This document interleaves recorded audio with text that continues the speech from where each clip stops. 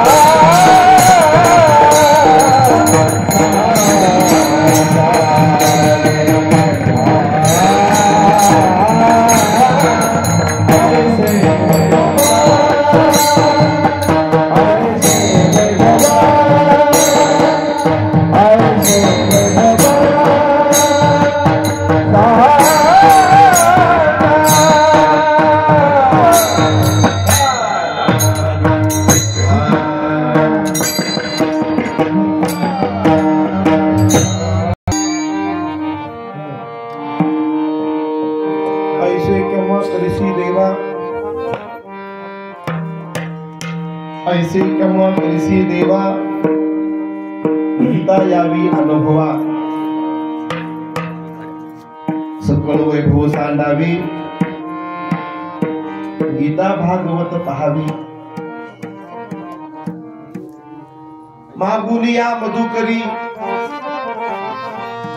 मागुनिया मधुकरी नित्य वाचावी ज्ञानेश्वरी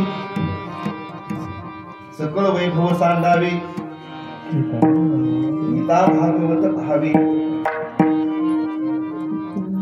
तुकया दासाचे जीवन गीता भागवत धन सकळ वैभव सांडावे गीता भागवत पहावी पांडुरंगा करू प्रथम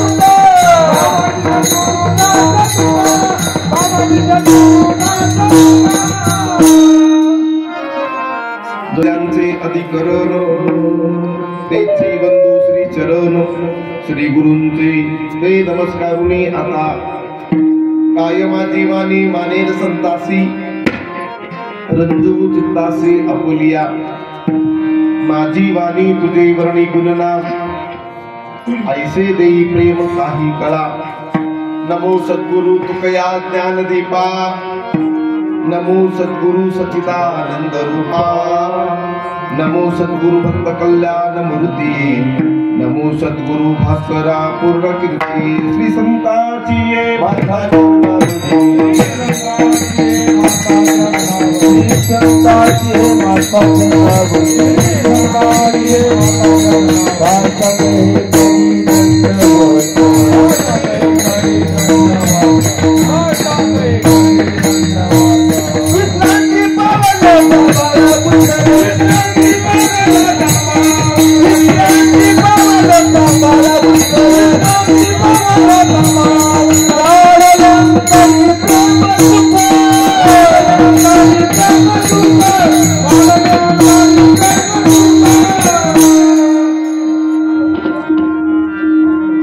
ऐसे केव्हा करिसी देवा गीता यावी अनुभवा सकळ वैभव सांगावी गीता भागवत पहावी विठ्ठल गोविंद महाराज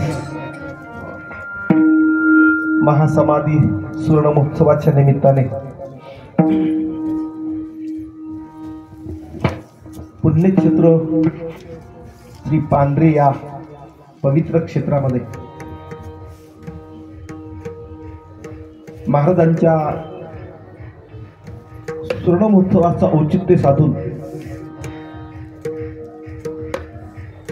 या ठिकाणी त्यांची पुढे परंपरा आणि पवित्र गादी अतिशय श्रद्धेने सांभाळतात असे आदरणीय पूज्य महाराज आणि सर्व भक्त परिवारांच्या द्वारा या ठिकाणी हा सोहळा संपन्न होत असणाऱ्या सोहळ्यातील आजची ही पहिल्या दिवसाची सेवा पारमार्थिक जीवन जगत असताना ज्यांच्याकडे आम्ही खूप मोठ्या आदराने पाहतो असे आमचे अनंत महाराज यांच्या द्वारा आणि आपल्या सर्व भाविकांच्या द्वारा सेवेचा योग आला आणि त्या अनुषंगातून या ठिकाणी हा सोहळा संपन्न होत असताना जगद्गुरु तुकोबर यांच्या गाथ्यातील एक 4 चरणाचा अभंग प्रसंगाचा औचित्य साधून आज संपूर्ण भारतभर म्हणण्यापेक्षा जगभर गीता जयंतीचा महोत्सव चालू आहे. गीता जयंतीचं पर्वकाळ असल्यामुळं त्याच अनुषंगाने चिंतन करावं या उद्देशाने हा अभंग घेतला महाराज. निमित्त एका सद्गुरूंच्या पुण्यस्मरण सोहळ्याचा. एक 10 मिनिटात मी सद्गुरूचा महिमा सांगणार आहे. मनुष्य जीवनामध्ये शरीराचे नाते तर जीवनात प्रत्येकाला भेटतातच. आई असेल, बाबा असतील, भाऊ असेल, बहीण असेल, आत्या, मावशी, काका, काकू हे सगळे नाते शरीराला भेटतातच. जगात असा कोण बिन नात्याचा आहे? परंतु संत कबीरदास महाराज तर असं म्हणतात, थोडासा आवाज वाढवा, त्रास होतो तुला. संत कबीरदास महाराज तर असं म्हणतात की तुमच्या जीवनामध्ये तुम्हाला शरीराचे किती बी नाते मिळू द्या, परंतु जोपर्यंत एक जीवाला सद्गुरूचं नातं प्राप्त होत नाही तोपर्यंत जगातले कुठलेच नाते खरे नाही. सद्गुरूचं नातं मिळालं का सगळे नाते मिळाले. गुरु मिले जो सब मिले, नहीं मिले तो कोई, माता पिता सुत बांधवा ये तो घर घर होय. माता पिता बंधू बहिणी हे सगळे घराघरात आहे, परंतु जीवनाच्या प्रवासामध्ये एक सद्गुरूचं नातं असं श्रेष्ठ आहे. ते नातं प्राप्त झालं का त्याला बाकी सगळं मिळालं. म्हणून गुरु मिले जो सब मिले, नहीं मिले तो कोई. जीवनाच्या प्रवासामध्ये एखाद्या सद्गुरूची भेट न होणं, एखाद्या संतांची भेट न होणं, तुकोबरात सांगतो त्याच्यापेक्षा मोठी हानी दुसरी कोणती नाही. नाही झाली संत भेटी, नाही झाली संत भेट, एवढी हानी अनेक काय मोठी. अरे याच्यापेक्षा मोठी हानी दुसरी कोणती आहे? की नाही, याच्यापेक्षा मोठी हानी दुसरी कोणती आहे? पण ती हानी आम्हाला हानी वाटत नाही. त्याचं कारण आहे आमचं अज्ञान. म्हणून जीवनाच्या प्रवासामध्ये अशा सद्गुरूंची समर्थांची भेट व्हावी. सद्गुरूंची संतांची भेट व्हायला सुद्धा देवाची खास कृपा लागते. तुमच्या जीवनात तुम्हाला बाकी काही बी मिळेल तुमच्या पुरुषार्थाने, पण सत्पुरुषांची भेट तुमच्या प्रयत्नाने मिळत नाही, त्याला देवाची खास कृपा लागते. सरदेव स्वामी राम शुक्ल जी महाराज म्हणायचे, भगवान की कृपा से मनुष्य देह मिलता है, लेकिन भगवान की विशेष कृपा से मनुष्य देह में संतों का संग मिलता है. एक सामान्य कृपा आणि दुसरी विशेष कृपा आहे.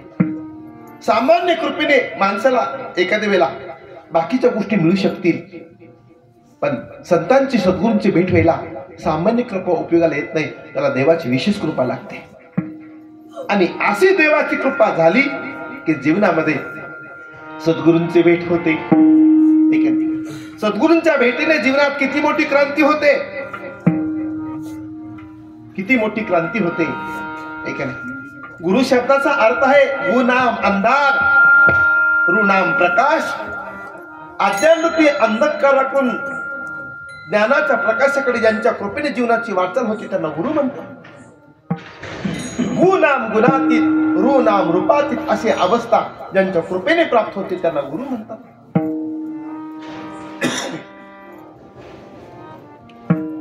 सद्वस्तूची प्राप्ती ज्यांच्या कृपेने प्राप्त होती त्यांना सद्गुरु म्हणतात. नाहीतरी गुरु नावाचे माणसं सध्या खूप झाले महाराज. मी दोहा सांगतो तुम्हाला, लाखो गुरु है जगत में, किती गर्दी झाले सध्या. लाखो गुरु है जगत में, एक भी नहीं काम का, सब स्वार्थ के आसरो डंका बजाते नाम का. तिकडे तिकडे गच्च बाजार भरलाय, बाजार भरलाय, गच्च बाजार भरलाय, ऐक नाही. मग असे गुरु आणि पुन्हा असे शिष्य, गुरु बुरकवींच्या लटर कावी, ऐक नाही. स्वामीजी पुढे एक दोहा सांगायचे, गुरु लोभी शिष्या लालची, दोनों खेले डाव, दोनों डूबे परशुराम, बैठे पत्थर की नाव. तरुण जायचंय आणि नावेत बसलेत. कशाच्या? हा, दगडाच्या नावेत बसलेत. कोण तरुण? असले गुरु बी बुडतील आणि असले शिष्य बी बुडतील.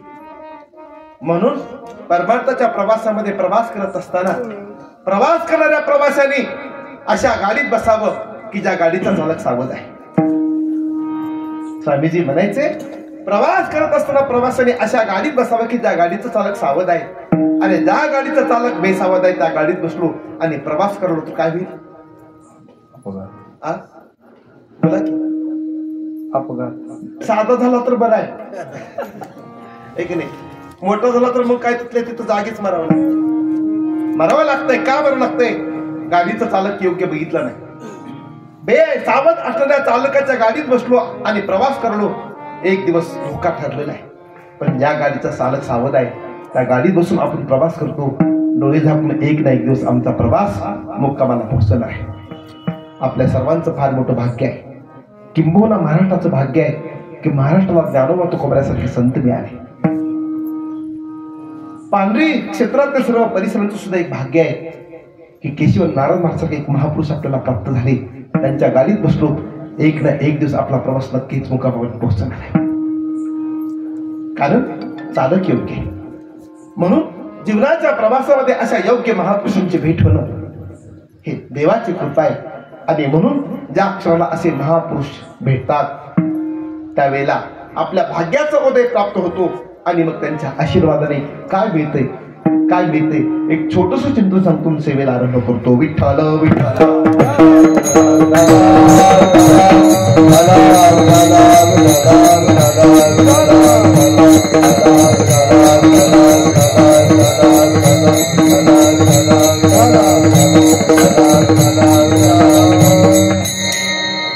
सद्गुरूंच्या आशीर्वादात किती मोठी कृपा आहे, किती मोठी ताकद आहे.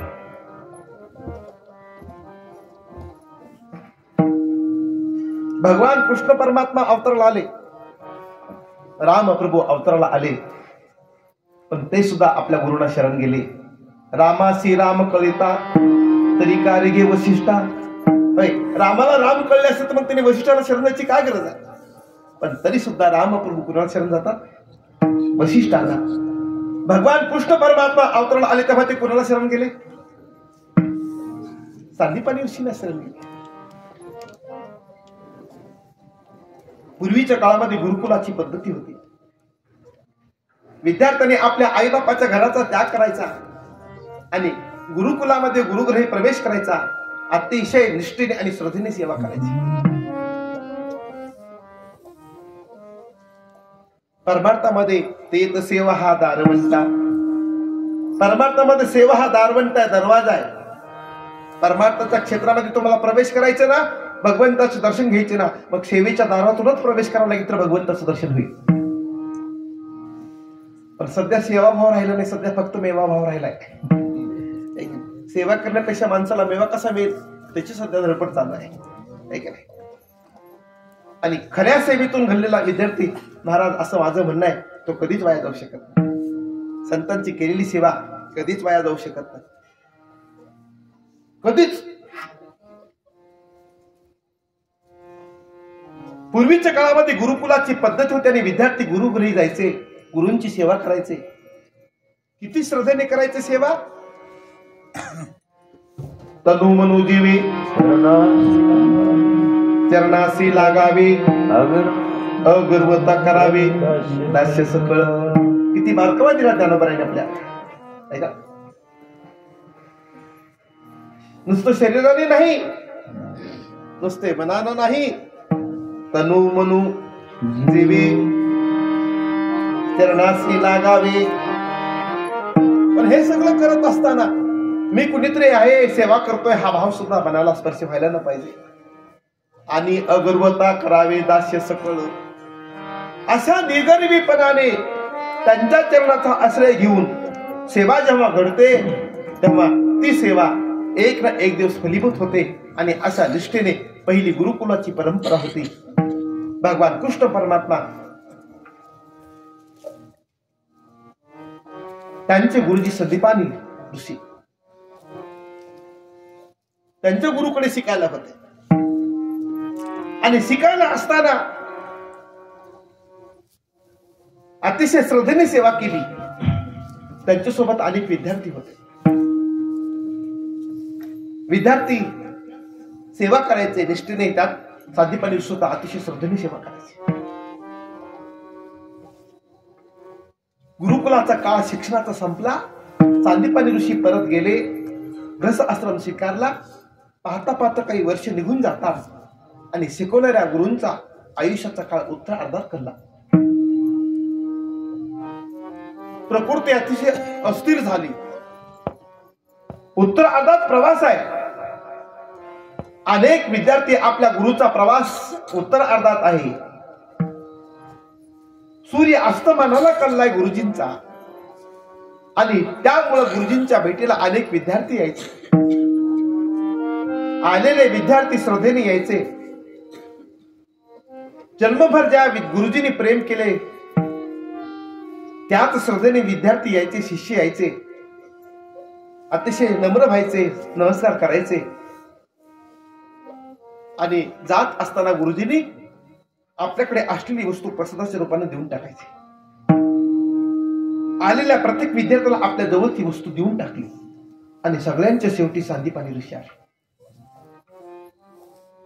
आल्यानंतर गुरुजींचे डोळे भरून आले.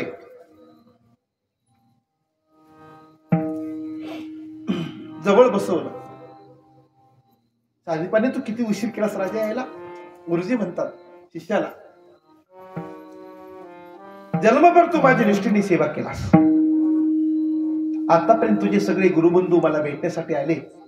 आलेल्या प्रत्येक गुरुबंधूला मी माझ्याकडे असलेली वस्तू प्रसादाच्या रूपाने देऊन टाकली.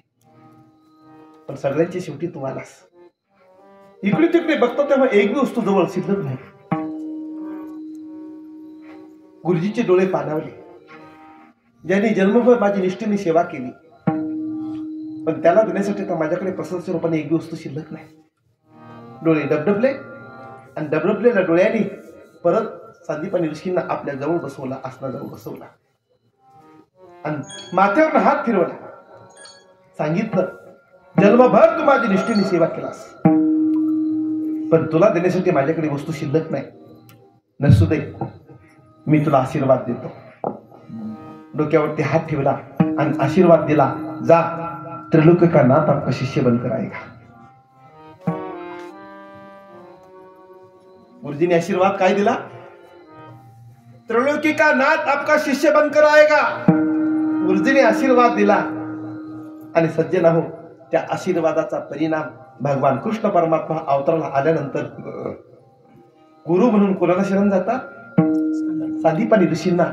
गुरुजींच्या आशीर्वादाचे फळ आहे विठ्ठल.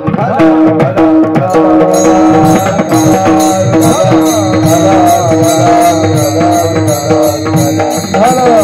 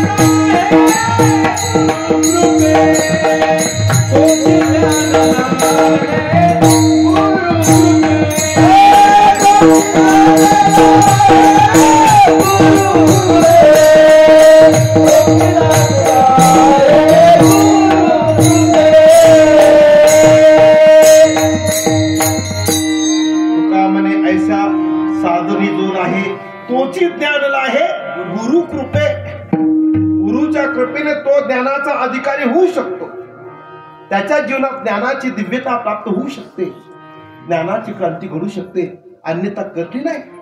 महाराज तर कबीरदास महाराज तर असं बोलतात, अरे आकाशातले असे कोट्यावधी चंद्र उदयाला येऊ द्या, आकाशातले असे कोट्यावधी सूर्य उदयाला येऊ द्या, कोट्यावधी चंद्र आणि सूर्य उदयाला येऊन तुमच्या जीवनातला अज्ञानाचा अंधकार ते घालू शकत नाही. कोटी चंद्रमा उगवे सूरज कोटी हजार. किती चंद्र? कोटी. सूर्य किती? कोटी. कोटी चंद्रमा उगवे सूरज कोटी हजार. तिमिर का नाश नहीं हुआ गुरु बिन घोर अंधार कबीरा. गुरु बिन घोर अंधार, गुरु बिन घोर अंधार कबीरा. गुरु बिन घोर अंधार.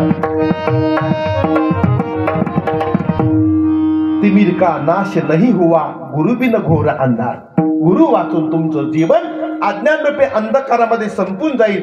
म्हणून जीवनाचा प्रवास अंधाराकडून प्रकाशाकडे जाण्यासाठी जीवनामध्ये अत्यंत त्या सद्गुरूची कृपा आणि गरज आवश्यक असल्यामुळं त्यांच्या कृपेने जीवनामध्ये पूर्वीच्या कुशीत सूर्याचा उदय झाला रे झाला, सगळं जगत प्रकाशमान होतं.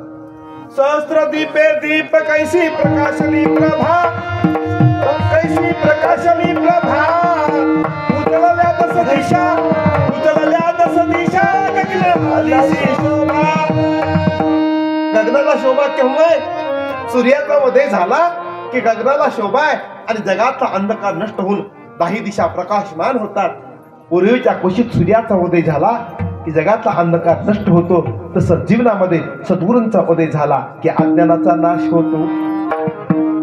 बाबा अहंकार निशिघन दाट, गुरुवचने फुटली पाट. माता भक्ती भेटला तिने मार्ग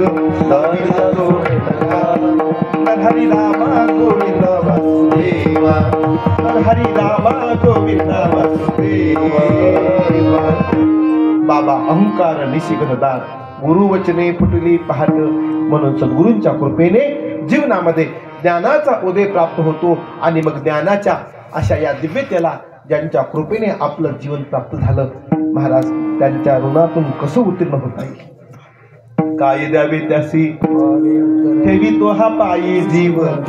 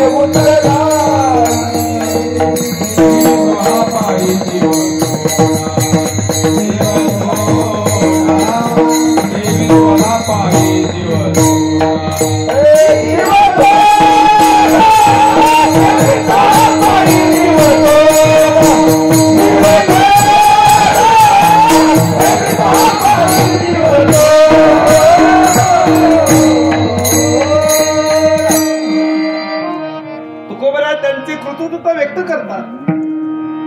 जगात थोडे वस्तू आहेत का त्यांची उपकार न मानायला? सूर्य उदयाला येतो, परोपकारासाठी येतो. नदी वाहते, परोपकारासाठी वाहते. वृक्ष फळ देतात, परोपकारासाठी देतात. गाय दूध देते, परोपकारासाठी देते. मग संतांचे सद्गुरूंचे उपकार काय मानायची गरज आहे? महाराज जगात अनेक वस्तू परोपकारी असल्या तरी त्यांचे उपकार केवळ देहाच्या संबंधाने आहेत, पण सद्गुरूंचे उपकार हे आत्मकल्याणाचा संबंध आहे. म्हणून आम्ही आमचा जीव त्यांच्या पायी ठेवला तरी तो सुद्धा कमी आहे. जीवाचे जीवत्व दशा संपून त्या जीवाला शिवतत्वाला आरोग्य देण्याचं सामर्थ्य आणि शक्ती सद्गुरूंची आहे आणि त्यामुळं आमचा जीव त्यांच्या पायी ठेवला तरी तो सुद्धा अपुरा आहे. म्हणून त्यांचा महिमा किती सांगावा. सब धरती कागज करू, सब धरती कागज करू, लेखनी सब बन राय. सात समुद्र की मसी करू, गुरु महिमा लिखा न जाय कबीरा. गुरु महिमा लिखा न जाय. महाराष्ट्र म्हणतात पृथ्वीचा कागद करू, वृक्षाची पेन करू, समुद्राची शाई करू आणि गुरुचा महिमा लिहायला बसू, तरी सुद्धा गुरु महिमा लिखा न जाय. अशा एका सद्गुरूंच्या सुवर्ण महोत्सवी वर्षाचा पर्व काळ आणि अशा गुरूंच्या कृतज्ञतेच्या भावनेतून महाराज हा सोहळा या शिवकथेच्या रूपानं सप्ताहाच्या रूपानं आपल्या सर्व परिवारांच्या द्वारा आणि आदरणीय महाराजांच्या द्वारा या ठिकाणी संपन्न होतो आणि संपन्न होत असताना सोहळ्यातील आजची ही पहिल्या दिवसाची सेवा सेवेच्या अनुषंगाने जगद्गुरु तुकोबारांच्या गाथेतील 4 चरणाचा अभंग सेवेसाठी निवडते. आज संपूर्ण देशभर म्हणण्यापेक्षा संपूर्ण जगभर आज गीता जयंतीचा महोत्सव खूप मोठ्या उत्साहाने चालू आहे.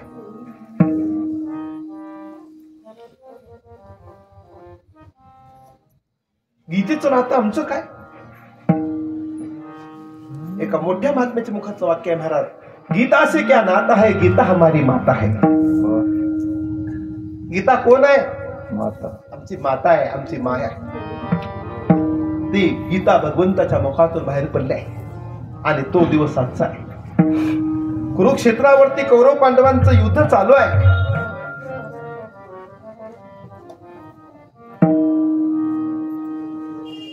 आणि भक्तराज माझेपणाने मोहित झाले.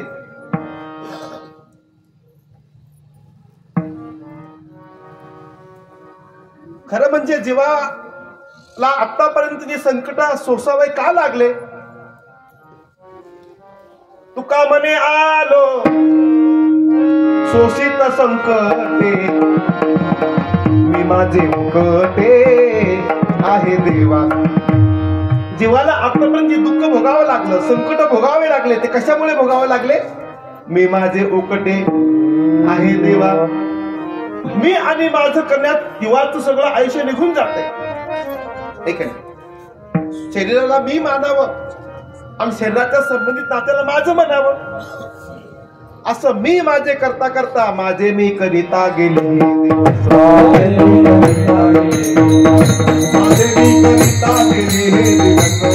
मी करिता गेले दिवस, हरी विश्वास राम रामे, विश्वास राम रामे, विश्वास राम रामे. आतापर्यंत जीवनाचं सगळे आयुष्य कशामध्ये गेलंय? माझे मी करण्यामध्ये गेले. पण ज्याला आपण माझं माझं म्हणतो ते आपलं असतं का? माया विघ्ना भ्रमला खरे, म्हणता मी माझे निघले, येतो संपत्तीचे वारे, जातो कारे जाईल. मी आणि माझं याच्यामध्ये आयुष्याचा प्रवास सगळा संपून जात आहे. लक्ष्मणाने रामप्रभूला 5 प्रश्न केले. ज्ञान कशाला म्हणतात? भक्ती कशाला म्हणतात? वैराग्य कशाला म्हणतात? माया कशाला म्हणतात? आणि जीव कशाला म्हणतात? त्यापैकी माया कशाला म्हणतात? लक्ष्मणाने रामप्रभूला प्रश्न केलाय. त्या रामप्रभूने सांगितले, मी आणि माझं याचंच नाव आहे माया. आणि हे सगळं जीवन त्याच्यामध्ये संपून जाते. माया के मंडल में विसर गया जगदीश, कबीरा वो दिन याद कर. कबीरदास महाराज म्हणतात त्या दिवसाची आठवण कर. कोणत्या? कबीरा वो दिन याद कर, पग ऊपर तलसीश, माया के मंडल में विसर गया जगदीश. मायेच्या प्रभावाने त्या जीवाला जगदीश्वराची विसर पडतो आणि मग माझं म्हणण्यामध्ये आयुष्याचा सगळा प्रवास निघून जातो. कुरुक्षेत्रावरती भक्तराज अर्जुन युद्ध करण्यासाठी तयार नव्हते, कारण ज्यांच्यासोबत युद्ध करायचे त्या अर्जुनाला सगळे माझे आप्त इष्ट दिसत होते, सगळे माझे नातेवाईक दिसत होते. आणि या माझ्या लोकांना मी कसं मारू? हाच भाव भक्तराज अर्जुनाच्या हृदयामध्ये निर्माण झालेला होता आणि त्याच्यामुळं अर्जुन युद्ध करायला तयार नव्हते. परंतु भगवान कृष्ण परमात्म्याने पुन्हा त्यांचं माझे पण घालवण्यासाठी भगवंताने शेवटी गीतेचा उपदेश करावा लागला. अर्जुन कुरण भूमी विषे हरी, निर्मल ब्रह्म ज्ञान समजावे, तू किस का है? सांग तू कुणाचा आहेस? तू किस का है? कोण तुम्हारा? एक ही आवत एक ही जावे. अर्जुन कुरण भूमी विषे हरी, ब्रह्मज्ञान निर्मल समझावे. ब्रह्मज्ञानाचा निर्मल उपदेश भगवान कृष्ण परमात्म्याने कुरुक्षेत्राच्या भूमीवरती भक्तराज अर्जुनाला केला आणि त्याच ब्रह्मज्ञानाच्या कृपेने त्याच ब्रह्मज्ञानाने भक्तराज अर्जुनाच्या जीवनातला माझीपणाचा भाव संपून गेला. विठ्ठल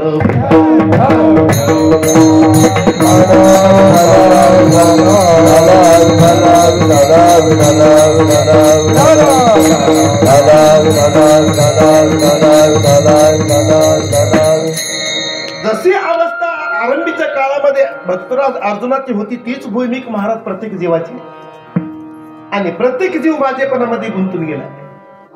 अरे ज्याला आपण माझं म्हणतो ते खरंच आपलं आहे का? क्यों करता है मेरा मेरा, ये तो तेरा मकान नहीं, झूठे जग में फंसा हुआ है वो सच्चा इंसान नहीं. माया के दीवानों सुन लो, एक दिन ऐसा आएगा, धन दौलत और माल खजाना यही पड़ा रह जाएगा. सुंदर काया माती होगी. किती साबण पार केलं की शरीराला अंगाला साबण किती पार केली की. सुंदर काया माती होगी, चर्चा होगी गली गली, दे दो रे कोई राम का प्याला, सूर बचाओ गली गली. शरीराला माझं म्हणून, शरीराला मी समजून, शरीराच्या संबंधाला माझं समजून मनुष्याच्या जीवनाचा प्रवास संपून जातो. अरे जे आपलं नाही त्याला आपलं म्हणण्यासाठीच आयुष्य सगळं वेच होतो. हे कधी कळतं? कधी कळतं? बैसता संतांचे संगती, आपुले कोणीच नव्हती, निश्चित चित्रट झाला. हे कधी कळतं? बैसता संतांची संगती, बैसता आमदाराच्या संगती नाही बरं का. ही दृष्टी यायला त्याला सत्पुरुषांचा संघ लागते आणि त्यांच्या संगतीने जीवनामध्ये खरी क्रांती घडते. परंतु सत्पुरुष संघ होत नाही म्हणून जीवनामध्ये ती दिव्यता प्राप्त होत नाही, ते ज्ञान प्राप्त होत नाही. आणि जोपर्यंत ते ज्ञान प्राप्त होत नाही तोपर्यंत जीवनातला माझेपणा जात नाही. तोपर्यंत जीवनातला माझेपणा जात नाही. महाराज तो माझेपणा जाण्यासाठी भगवान कृष्ण परमात्म्याने कृष्ण अर्जुनाला जो उपदेश केला तो गीतेच्या माध्यमातून केला आणि तोच ब्रह्मज्ञानाचा उपदेश आपल्या जीवनामध्ये अनुभवाला कधी येईल अशी भावना जगदूत तुकोबऱ्या अभंगाच्या पहिल्याच्या ऐसे केव्हा करीसी देवा, केव्हा करीसी देवा, ऐसे केव्हा करीसी देवा, ऐसे केव्हा करीसी देवा, ऐसे केव्हा करीसी देवा.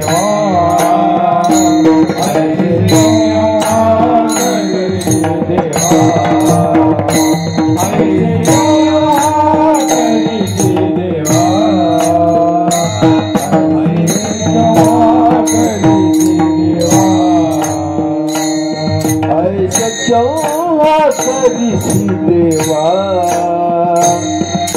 ऐसे केव्हा करीसी देवा,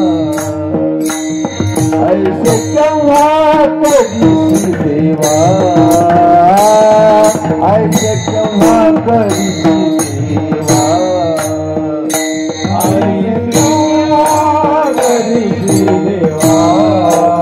ऐसे केव्हा करीसी देवा, ऐसे केव्हा करीसी देवा.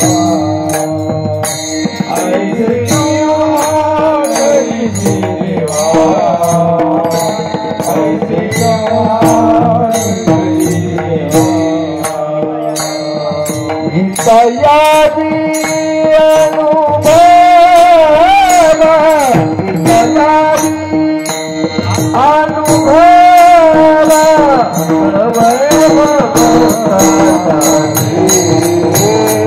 सकल वैभव साधारे, सकल वैभव साधारे, सकल वैभव साधारे.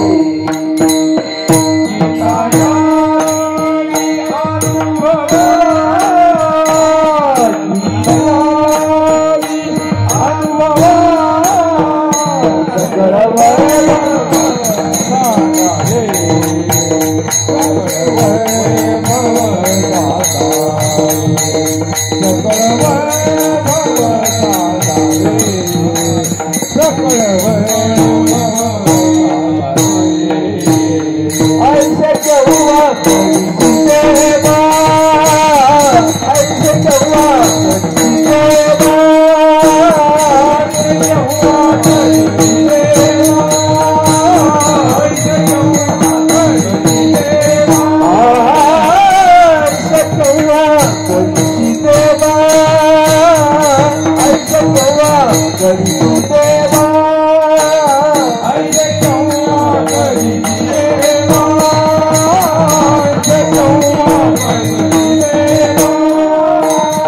गीतयाली अनुभव, गीतयाली अनुभव,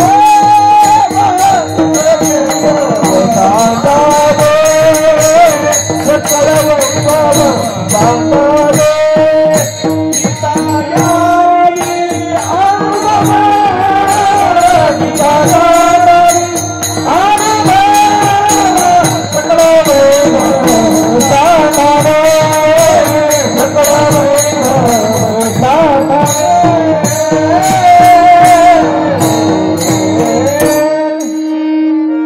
अभंगाच्या पहिल्या चरणात तुकोबरा देवाला म्हणतात, देवा असं कधी करशील? कसं? ऐसे केव्हा करशी देवा. सज्जन हो, काही गोष्टी आपल्या प्रयत्नाने मिळवता येतात, पण काही गोष्टी आहेत आपल्या प्रयत्नाने मिळतात ते देवाच्या कृपेने मिळवाव्या लागतात. नाहीतरी जीवाचा प्रयत्न किती असतो? आपण म्हणतो की सरण्याची धाव, बस त्याच्यापेक्षा जीवाचा प्रयत्न असतंय का? बऱ्याच वेळेला काही गोष्टी आपल्या प्रयत्नाने होत नाहीत, याचा अर्थ आपण प्रयत्न करायचा नाही असं नाही बरं का. आपण तर प्रयत्न करायचा, पण आपल्या प्रयत्नाला त्याला खास देवाची कृपा लागते. आणि परमार्थाच्या जगामध्ये सुद्धा महाराज ह्या गोष्टी अनुभवाला येण्यासाठी त्याला संतांची देवाची कृपाच लागते. आणि ती कृपा आपल्या जीवनामध्ये अशी कधी होईल म्हणून तुकोबरा देवाला सांगतात, ऐसे केव्हा देवा गीता यावी अनुभवा. जगात अनेक ग्रंथ आहेत,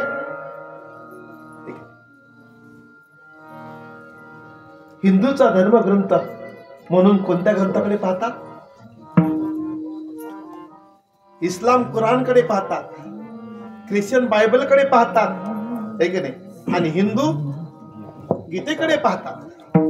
बऱ्याच वेळेला काही लोकांना माहिती नाही म्हणत की आपला धर्मग्रंथ कोणता आहे. किती दुर्भाग्य. अरे ज्या धर्मात आपण जन्माला आलो त्या धर्माबद्दलचा धर्मग्रंथ आपल्याला माहिती नसून याच्यापेक्षा किती मोठं दुर्भाग्य असावं. श्रद्धेय स्वामी राम सुखदेवजी महाराज तर म्हणायचे की शेवटी असं म्हणायचे म्हणा जयदयाल गोयंका की विश्वात मानव मात्राच्या कल्याणासाठी गीतेसारखा दुसरा ग्रंथ नाही म्हणायचे. इतकं जोरानं बोलायचे, इतकं आत्मीयतेनं बोलायचे की त्यांच्या हृदयाचा भाव काही वेगळाच असायचा. ज्यांनी गीता प्रेस स्थापन केली गोरखपूरला, आपल्याकडे असलेली करोडोची संपत्ती त्यांनी गीता प्रेसला दान केली. म्हणून आज आपण अल्प दरामध्ये गीता प्रेसचे ग्रंथ घेऊ शकतो आणि त्या अल्प दरामध्ये ते ग्रंथ समाजापर्यंत पोहोचावे म्हणून त्यांनी आपली संपत्ती करोडोची गीता प्रेसला दान केली आणि गीता प्रेस उभा केली. आज सुद्धा खूप दर्जेदार ग्रंथ गीता प्रेसचे आहेत आणि ते अल्प दरात समाजापर्यंत पोहोचले. त्याच्या पाठीमागे फक्त फक्त शिवजीची पुण्य आहे. आपल्याकडे असलेली संपत्ती त्यांनी दान केली. का बरं दान केली? त्यांच्या हृदयात एक तळमळ असायची की गीतेचं तत्वज्ञान जोपर्यंत समाजाला कळणार नाही तोपर्यंत समाजामध्ये खऱ्या अर्थाने सुख आणि शांती नांदणार नाही. गीतेचं तत्वज्ञान जोपर्यंत समाजाच्या गळी उतरणार नाही तोपर्यंत समाजात खऱ्या अर्थानं उद्धार होणार नाही, आत्मकल्याण होणार नाही. म्हणून त्यांच्या हृदयात एक तळमळ असायची आणि ते असं लोकांना तळमळून सांगायचे की खरं सांगू तुम्हाला, इतिहासामध्ये जगाच्या जेवढे कल्याणाची दिशा हिंदू धर्माने आणि गीतेने दाखवली ती जगातल्या कुठल्याच धर्माने आणि धर्मग्रंथाने दाखवली नाही. गीतेचं तत्वज्ञान विशिष्ट लोकांसाठी नाही महाराज. धर्मग्रंथ हिंदूचा जरी असला तरी पूर्ण विश्वाचं कल्याण कसं होईल हाच भाव हृदयामध्ये ठेवून भगवंताच्या मुखातून ती वाणी प्रगट झाली आणि ते तत्वज्ञान समाजापर्यंत पोहोचण्याचं काम आपल्याला साधू संतांनी केलं. म्हणून साधू संतांचे उपकार आहे. इतकी तळमळ असायची त्यांच्या हृदयात. प्रत्येक घराघरापर्यंत त्यांनी गीता पोहोचली कोणीतरी एका सज्जनाने त्यांना प्रश्न केला, शेठजी आपण समाजात किती उपकार केला? तुमच्याकडे असलेली करोडोची संपत्ती तुम्ही गीता प्रेसला दान केली आणि त्यातून अल्प दरामध्ये तुम्ही गीता घराघरापर्यंत पोहोचली, सगळ्या जगात प्रचार झाला.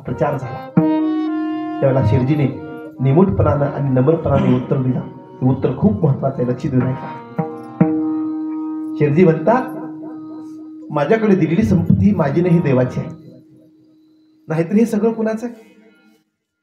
सगळं देवाचंच आहे ना. विशिष्ट कालावधी पुरतं आपल्याकडे आलंय ते, म्हणून त्याला आपण माझं म्हणतो, पण हे सगळं देवाचं आहे. ठीक आहे. तुमच्या अगोदर जमीन कुणाची होती? बोला की. वडिलाची होती. वडिलाच्या अगोदर मला माहिती आहे तुम्ही दमणार आहात. तुम्ही अगोदर म्हणलं आमच्या बाबाची होती, बाबाच्या अगोदर आमच्या आजोबाची होती, आजोबाच्या अगोदर पंजोबाच्या अगोदर, त्याच्या अगोदर त्याच्या अगोदर देवाची म्हणायचं. मग अगोदरच म्हणणं ही सगळं देवाची अगोदर. नाहीतर हे सगळं भगवंताचं आहे. हे कुणी निर्माण केले? जैन हे विश्व निर्मिले, हे कुणी निर्माण केलंय? हे सगळं भगवंताने निर्माण केलंय. हे सगळं भगवंताचं सत्तेच आहे. पण जीव वैमान आहे, त्याच्यावरती आत्मीयतेचा, आपलेपणाचा, माझेपणाचा भाव ठेवतोय. हे सब भगवान काय? दादूना महाराजांनी म्हणलं नाहीत का, तन भी तेरा मन भी तेरा, तेरा पिंड परान, सब कुछ तेरा तू है मेरा, हे दादू का ज्ञान. हे भगवान सगळं तुझं आहे, पण तू मात्र माझा आहेस, ही आत्मीयता आहे. पण दुर्भाग्य जीव आहे, सगळ्याला माझं म्हणते पण देवाला माझं म्हणत नाही. घर कुणाचं म्हणलं की माझं, जमीन कुणाची म्हणलं की, चप्पल कुणाची म्हणले की, 6 महिन्यात फाटणाऱ्या चप्पलाला माझं म्हणावं लागते. मंदिर कुणाचं म्हणलं की ते ज्ञानेश्वर महाराजांचं. आत्मीयता तिथं नाही, आत्मीयता जडाशी आहे. ही भूल आहे जीवाची. अरे जे माझं आहे त्याला माझं न म्हणता, जे माझं नाही त्याला माझं म्हणण्यात आयुष्याचं प्रश्न निघून जाते. ही मायेची लीला, ही मायेचा प्रभाव आहे. आणि तीच माया संपवण्यासाठी, तेच माझी पण संपवण्यासाठी ब्रह्मज्ञानाचा उपदेश आहे. गीतेच्या द्वारा जेव्हा हा ब्रह्मज्ञानाचा उपदेश प्राप्त होतो, तेव्हा तुम्हाला विचार लागतो मी कोणाचे, तुमचं कोण आहे? महाराज, हृदयातून भाव निर्माण होतो, देव माझा आणि मी देवाचा. परंतु अज्ञानी जीवाला हे लक्षात येत नाही, आणि म्हणून त्या जीवाचं अज्ञान जावं म्हणून भगवंताने आपल्या स्वतःच्या मुखानं अर्जुनाच्या रूपानं, निमित्त अर्जुनाचं आहे आणि विश्वामात्राचं कल्याण आहे. निमित्त वासराचं आहे, पण त्याचा उपयोग सगळ्या घराला आहे. तसं निमित्त अर्जुनाचं आहे, पण त्याचा उपयोग सगळ्या विश्वाला आहे. आणि त्या उद्देशातून महाराज माझेपणाचा भाव संपून टाकला, आणि ती तळमळ संतांच्या हृदयात होती, म्हणून त्यांनी जन्मभर गीतेचा प्रचार केला. शिरजीला विचारलं, शिरजीने सांगितलं हे सगळं मला देवाने दिलं, त्याचा मी सदुपयोग केला, म्हणून गीता प्रेसला दान केलं आणि गीतेचा कणभर प्रचार केला. किती केला? कणभर प्रचार केला. शिरजी, आम्हाला असं वाटतंय की तुमच्यासारखा जगात प्रचार गीतेचा कोणी केला नाही. आणि खरंच बरं का, इतका प्रचार केला त्यांनी, आपलं उभं आयुष्य गीता प्रेसला अर्पण केलं, गीतेचा प्रचार केला जन्मभर. स्वामीजी रामचंद्रजी महाराज एकांतामध्ये थांबले होते, आता समाजात नको फिरायचं म्हणून. त्यावेळेला शिरजी म्हणले की तुम्ही असं एकांतात बसला तो विचारा समाजाचं कसं होईल, म्हणून तुम्ही जन्मभर गीतेचा प्रचार केला. शिरजीचं एवढंच वचन त्याने ऐकलं आणि उभा आयुष्य त्याने आपलं प्रवचनामध्ये समाजाच्या कल्याणासाठी समर्पित केलं. शिरजीने पुन्हा सांगितलं, तुम्हाला खरं सांगू का, तुम्हाला वाटतं मी गीतेचा प्रचार केला, पण माझ्या जीवनात गीतेचा प्रचार किती झाला ऐका. गीतेचा प्रचार मी किती केला? शिरजी म्हणतात, मला आता सुद्धा वाटत नाही मी गीतेचा प्रचार केल्यासारखा. जन्मभर प्रचार केला गीतेचा, पण तरी वाटत नाही मला गीतेचा प्रचार केल्यासारखा. मला त्या दिवशी गीतेचा प्रचार केल्यासारखा वाटेल. ऐका, मला त्या दिवशी गीतेचा प्रचार केल्यासारखा वाटेल ज्या दिवशी आईच्या पोटातलं बाळ गीता म्हणत बाहेर येईल, त्यावेळेला गीतेचा प्रचार केल्यासारखा. काय उच्चचे विचार आहेत महाराज या महापुरुषांचे. काहीच नव्हतं त्यांच्या हृदयात, फक्त एकच उद्देश होता की समाज जीव. गीता गीता गीता वाटे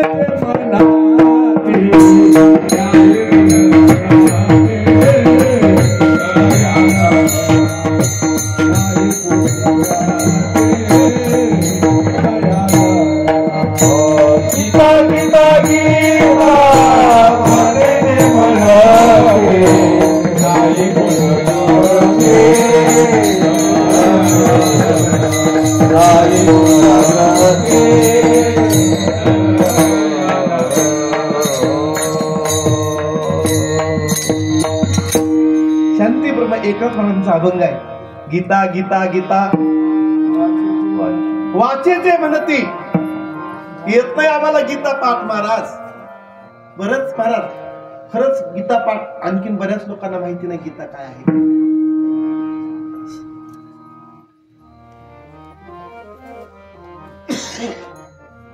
महाराष्ट्र म्हणतात नाही विद्या, तुम्हाला संस्कृत नाही विद्या, मग तुम्ही काय करा, नुसतं गीता गीता गीता म्हणा. काय होईल त्याने?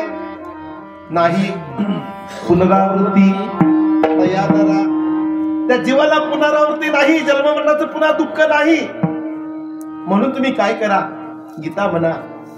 हृदय स्वामी रामसुखजी महाराजांना एका साधकाने प्रश्न केला, महाराज स्वामी जी हमें कम से कम कितनी साधना करना चाहिए? साधकाने किती साधना करावी रोज? जीवन साधना निष्ठा असावं महाराज. पण साधना निष्ठा राहिली नाही, सगळं साधना गोळा करण्यातच चाललंय आयुष्य.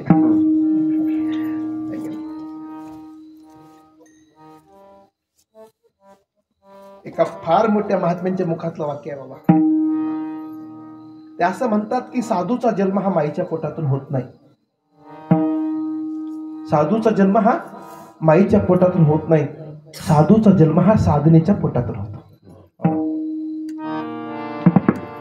म्हणून जीवनामध्ये साधना लागते. नाहीतरी रामचरित मानस मध्ये मनुष्य जन्माला साधन धाम नाव दिले.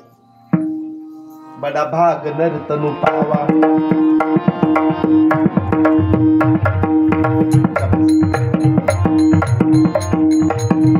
बडा भाग नर तनु पावा, सुर दुर्लभ सब ग्रंथ ही गावा.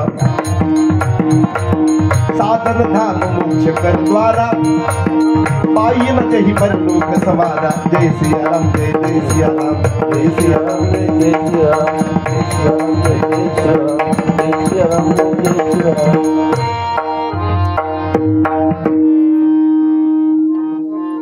स्वामी रामसुखजी महाराजांचं वाङ्मय वाचण्याचा योग आहे माझ्या जीवनात, आणि त्या वचनाचा प्रभाव असल्यामुळे मला दोही म्हणायची सहज सवय आहे. विठ्ठल विठ्ठल.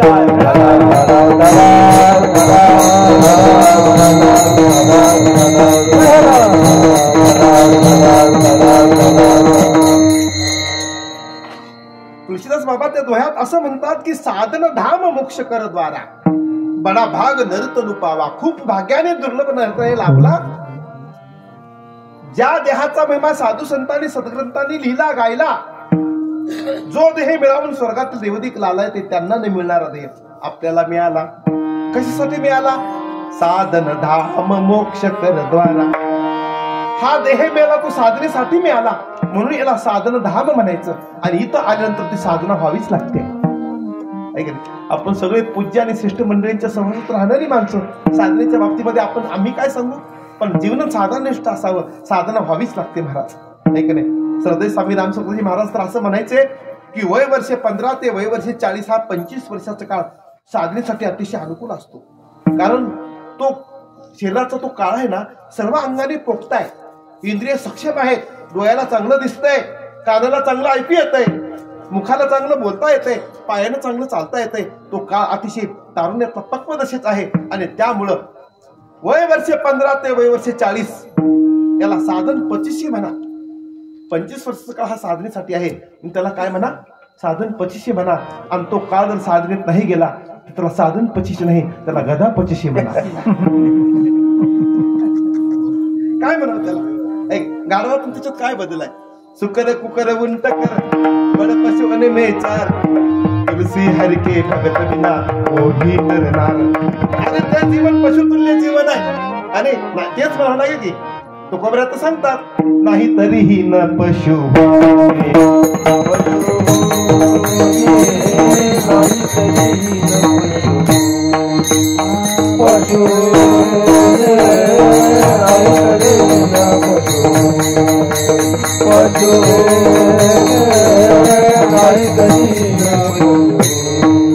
मनुष्य तरी साधनालायन, मनुष्य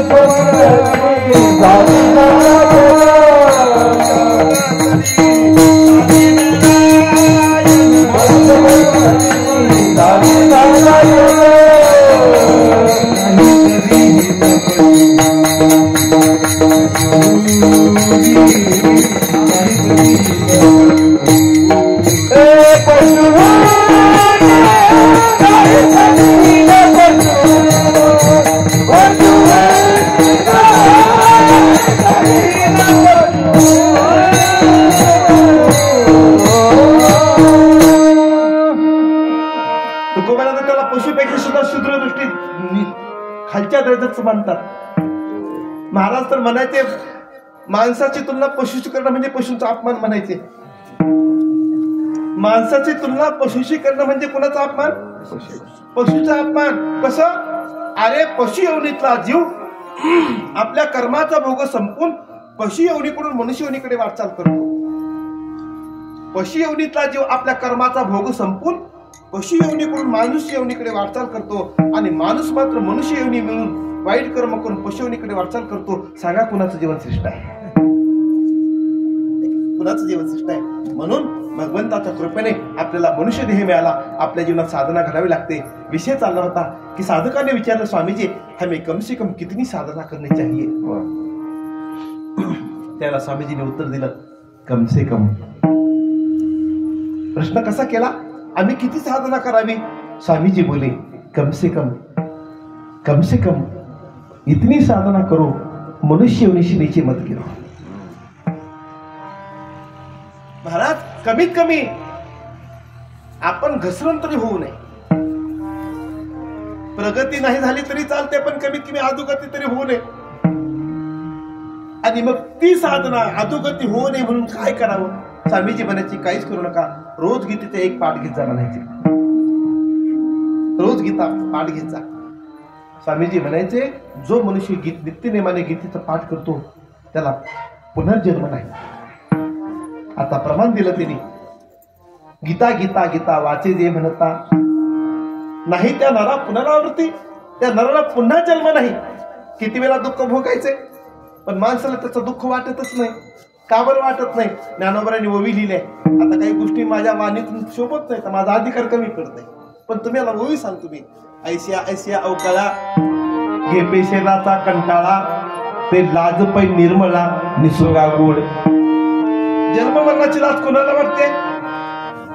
जन्म मरणाची लाज कोणाला वाटते? जे माणसं निर्मळ आहेत त्यांना लाज वाटते. आता लाज कोणाला वाटत नाही ती शब्द कशाला पुढे गुरु बाबा पुढे बसले. विठ्ठल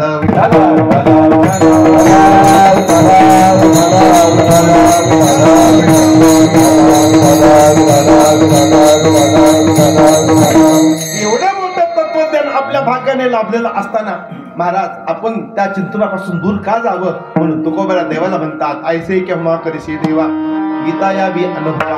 आमच्या जीवनाचा परमतत्वाचा अनुभव यावा आणि त्याचा अनुभव येत असता आम्ही सगळ्या ऐश्वर्याचा त्याग करू, त्याला सांडून टाकू. अभंगाच्या दुसरे चरण. सकल वैभव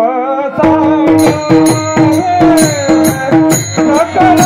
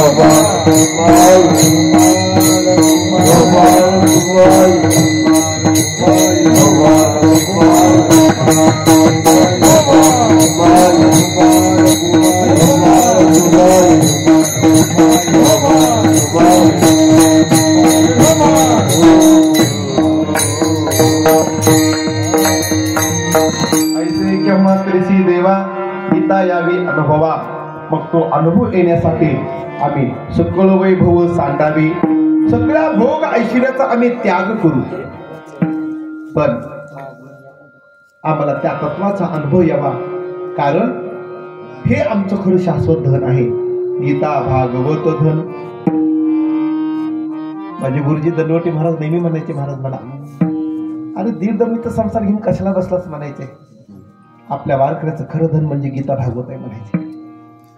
मोठे माणसं महाराज, इतकं त्या व्यक्तीने, त्या महात्म्याने इतकं, गुरुजींनी इतकं प्रेम केलं ग्रंथावरती. बघा, त्यांनी त्यांच्या जीवावरती इतकं प्रेम केलं, इतकं ग्रंथावरती प्रेम केलं. आपल्या अज्ञानाने आपल्याला कळत नाही. बघा, सांगतो तुम्हाला, सवय आपल्याला अज्ञानाची असते. सकाळी पहाटे 4 वाजता उठवायचे, पण झोपेवर प्रेम जीवावर आल्यासारखं व्हायचं आम्हाला. पण आता कळतंय की काय म्हणजे तळमळ होती त्यांची. आणि मग वाचायला बसवायचे. वाचता वाचता एखादा शब्द माझा चुकीचा जायचा, बोबडा जायचा, चुकलेला शब्द त्याने बरोबर सांगायचा. आणि इतकं प्रेम होतं ग्रंथावरती. आपल्याला सवय असते असं असं दुमडून वाचायची किंवा असं करायचे. पाने तिने सांगायचं असं करायचं नाही, पानं खराब होतीत म्हणायचे, पानं खराब होतीत म्हणायचे. खरं म्हणजे ग्रंथ कसा ठेवावा, ग्रंथावरती किती प्रेम करावं त्यांच्याकडून शिकावं. आपण आपल्या संप्रदायामध्ये एवढा आपल्या ग्रंथाचा आपण आदर करत नाही. तुम्ही कधी नांदेडला गेलात का त्या गुरुद्वार मध्ये? ऐका ना, त्यांचा जो ग्रंथ आहे का त्याचा किती आदर करतात. ते प्रत्यक्ष भगवंतच मानतात. आपल्याकडे ज्ञानेश्वरी पारायण झालं, ज्ञानेश्वरी कुठं असतात? ज्ञानेश्वरी खाली असतात आणि पाटण चौरंगवरी असतात. ही आपली श्रद्धा. महाराज, खूप नाजूक भाव लागते ग्रंथाविषयी. प्रत्यक्ष भगवंताचं स्वरूप आहे ग्रंथ म्हणजे. वा वा, वाङ्मय मूर्ती श्री प्रभूची. बघा आमच्या श्रुती कसे तयार आहेत. दंडा महाराज देगलूरकर यांच्याकडे एक व्यक्ती आलता म्हणून सोलापूरचा. त्याचा नित्यनेम होता की भागवत वाचल्याशिवाय अन्न ग्रहण करायचं नाही. आणि घाईने तो योगायोगाने तो आला म्हणून पंढरपूरला. मग उशीर झाला, संध्याकाळ झाली, नित्यनेम उरकला नाही. नित्यनेमावेन अन्न खायतो.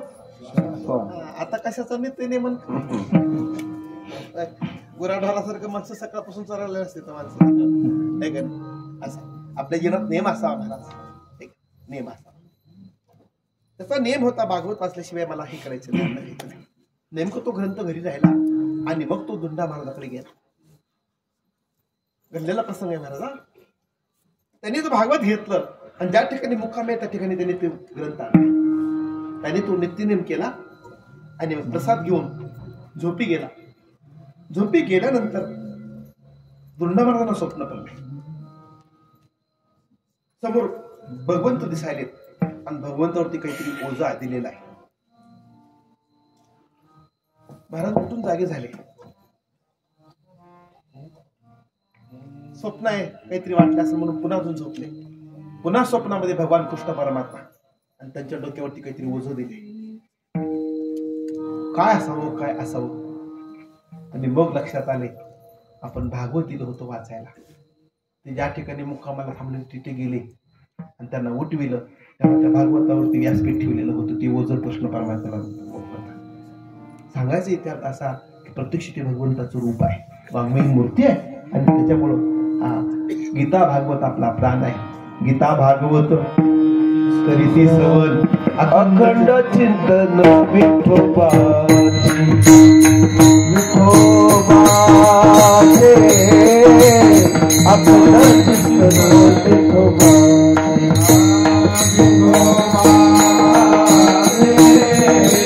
अखंड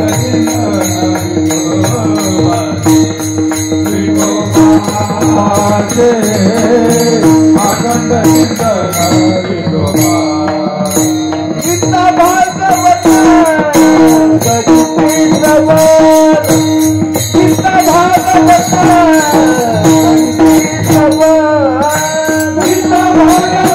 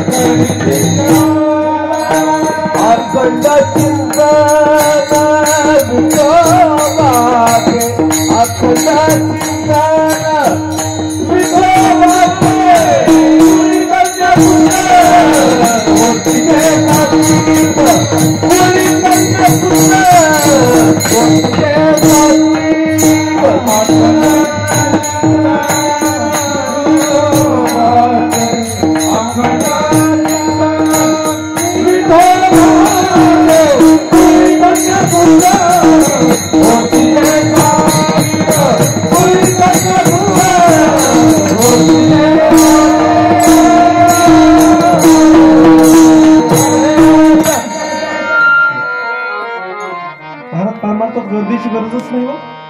माणसं गर्दी असावे, थोडेच असावे, जेवढ्याचे असावे, थोडे परी निरे सध्याले बाजार भरला. रामकृष्ण हरी विठ्ठल विठ्ठल.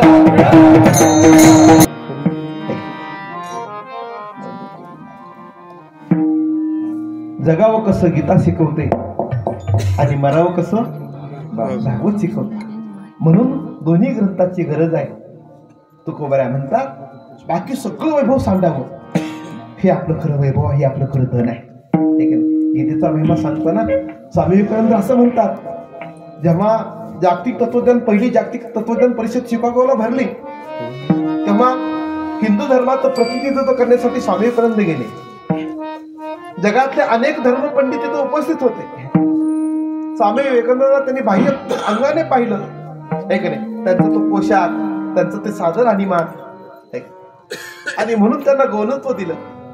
पण स्वामी विवेकानंद 2 मिनिटं मागून घेतले आणि त्यांना गौणत्व देऊन त्यांनी दिलेला जो धर्मग्रंथ आहे तो सगळ्यांच्या खाली ठेवला. खाली ठेवला आपल्याला माहिती आहे.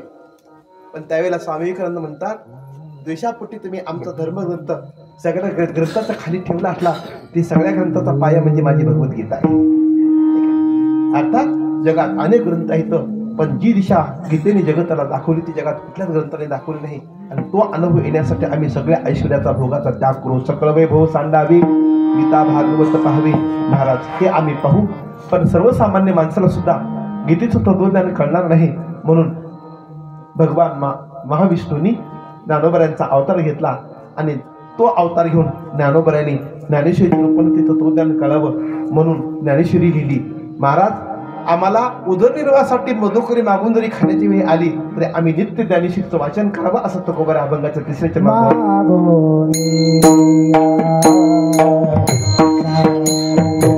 मधुकरी मागून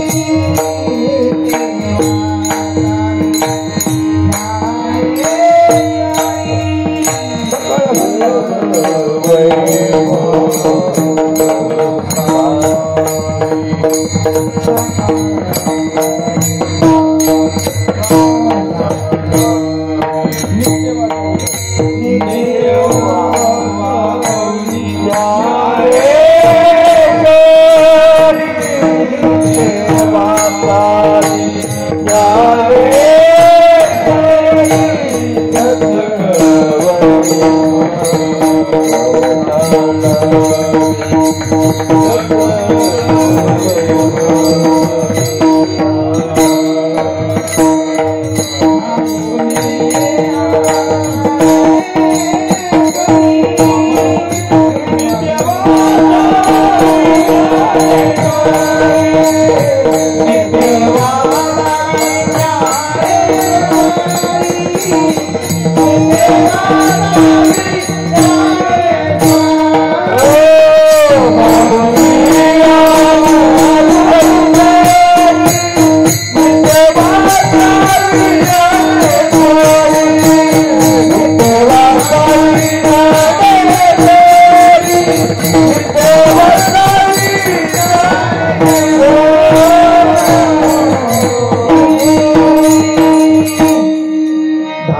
मी 15 मिनिटाची सेवा संपवतोय. अभंगाच्या दिशेच्या तुकोबाई सांगतात, मागून या मधुकरी उदरनिर्वाह करण्यासाठी मी काय करीन? मधुकरी मागेन. महाराज, मधुकरीच्या अन्नात एवढी ताकद आहे म्हणा. मी क्षमा मागून सांगतो, खरं म्हणजे ते आता रेकॉर्डिंग करतात, पण एका व्यक्तीच्या महात्म्याच्या मुखात मी ऐकलं होतं. मधुकरीमध्ये किती ताकद आहे सांगतो होतं. महाराज म्हणत होते, मधुकरी खूप ताकद आहे. चुकून एखाद्या वेळेला मधुकरीमध्ये अपवित्र वस्तू आली. आता मी त्यांनी उच्चारलेला शब्द वापरत नाही, मी माझ्या वाणीचे अधिकार नाही, ताकद नाही. चुकून मधुकरीमध्ये एखाद्या वेळेला अपवित्र वस्तू आली आहे का नाही, तर ती सुद्धा मधुकरीच्या प्रसादाने पवित्र होऊन जाते. इतकी ताकद मधुकरीची आहे.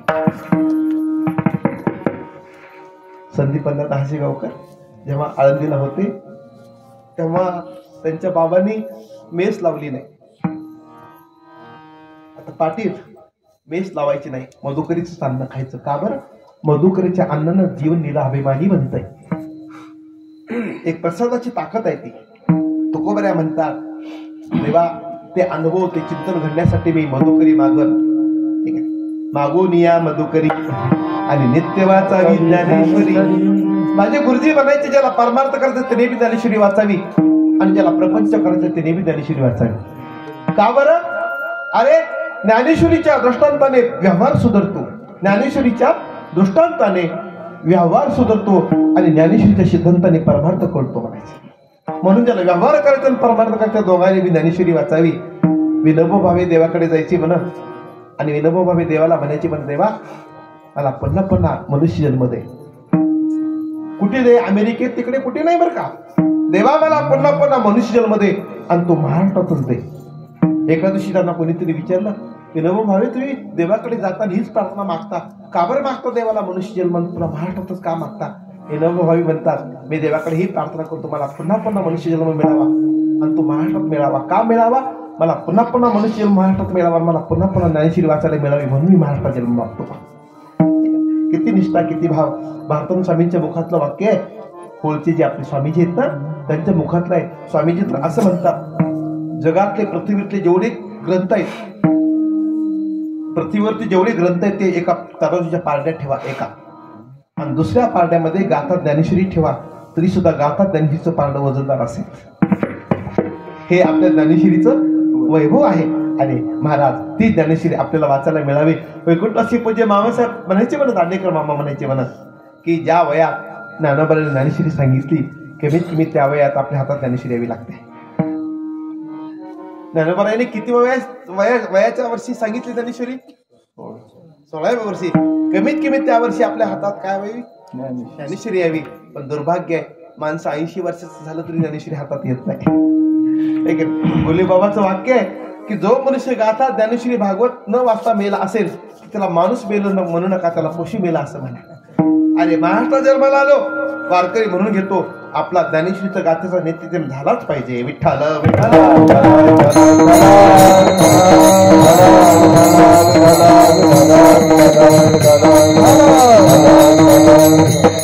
दुःख होतं महाराज.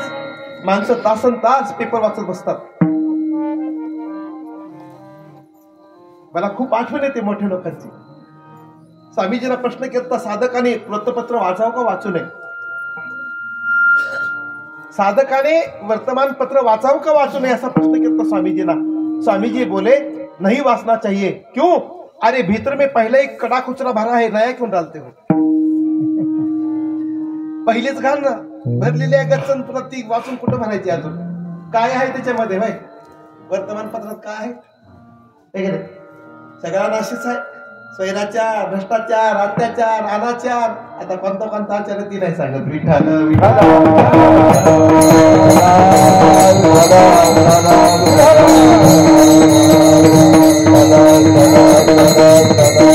किती मोठं तत्वज्ञान आहे महाराज ज्ञानेश्वरीचं, किती मोठं तत्वज्ञान. श्री गुरु दुंडा महाराज देवलूकरांना पत्रकाराने प्रश्न केलता की महाराज आपण एका वहीवरती 4-4 महिने प्रवचन सांगता, किती मोठं ज्ञान आहे आपल्याला ज्ञानेश्वरीचं.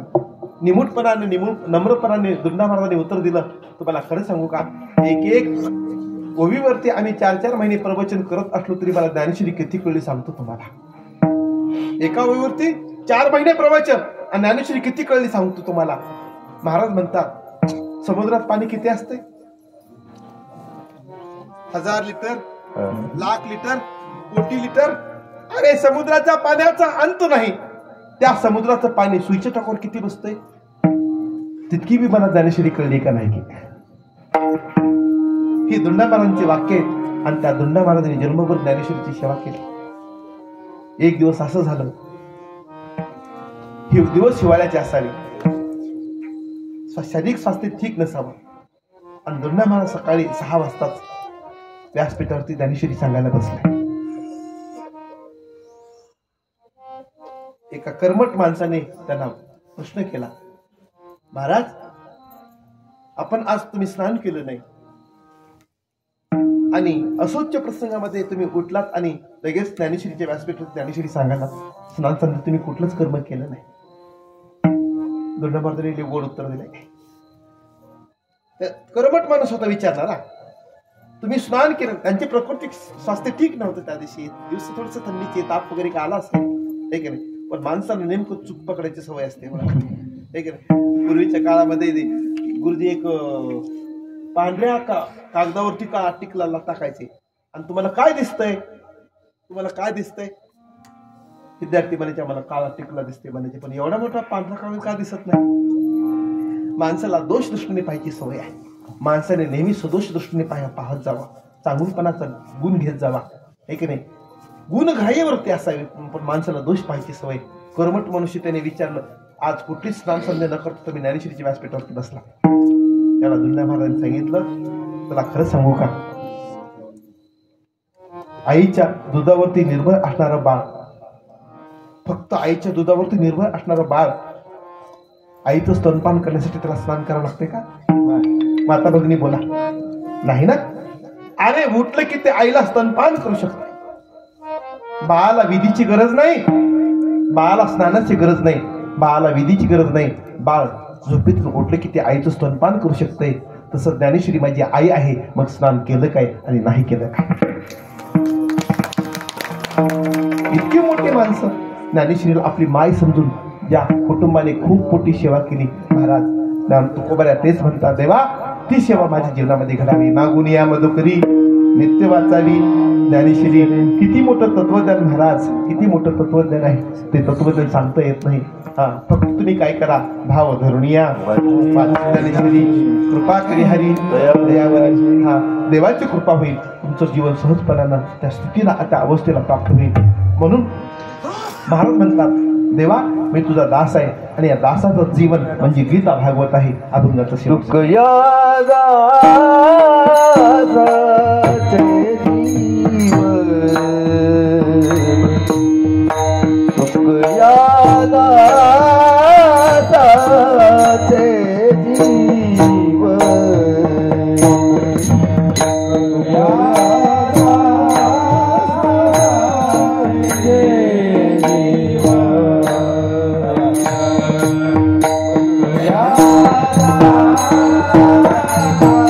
Yeah.